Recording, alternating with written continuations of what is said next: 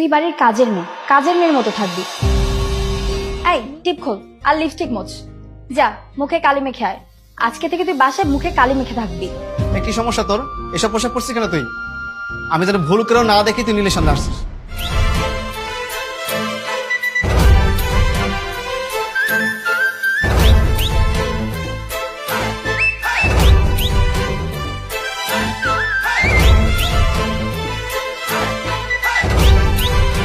তুলি, তুলি, এদিকে আয়।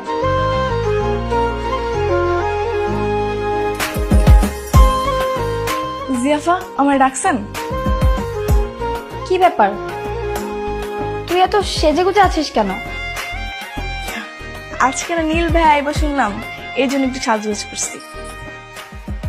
নীল আসবে তাতে তোর কি? তুই বাড়ির কাজের মেয়ের মতো থাকবি। নীল আসুক আর সবুজ আসুক সেটা আমাদের ব্যাপার, তুই কেন এত সাজুগুজু করবি?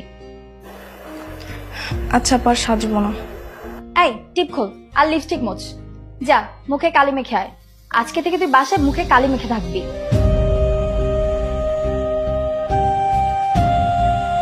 কি হয়েছে রে?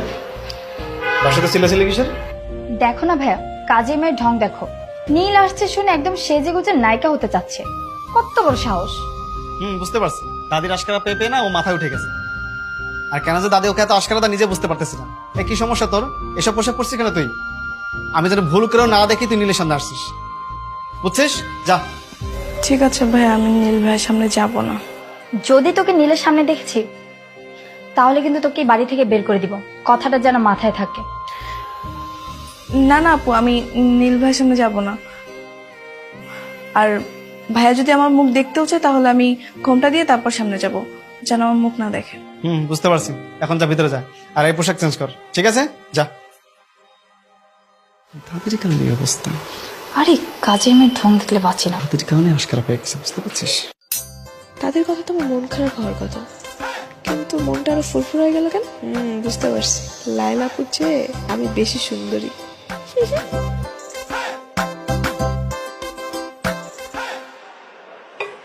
ম্যানেজার সাহেব, বিজনেসের হিসাব নিকাশ ঠিক মতো চলছে তো? জি, সবই ঠিকঠাক চলতেছে। আমার স্মৃতিশক্তি কিঞ্চিত দুর্বল। অর্থ এবং মানুষের নাম আমি দুটোই ভুলে যাই, কিন্তু আপনার এই বয়সেও আপনি কি সুন্দরভাবে সব হিসাব নিকাশ করেন। ঠিকঠাক না হয়ে উপায় আছে? শোনেন, আর একটা কথা, আজকে 8 বছর পর আমার নাতি পড়াশোনা শেষ করে ইউএসএ থেকে ফিরছে। বাহ, আপনি থাকবেন কিন্তু ওর সঙ্গে আপনার পরিচয় করে দিব।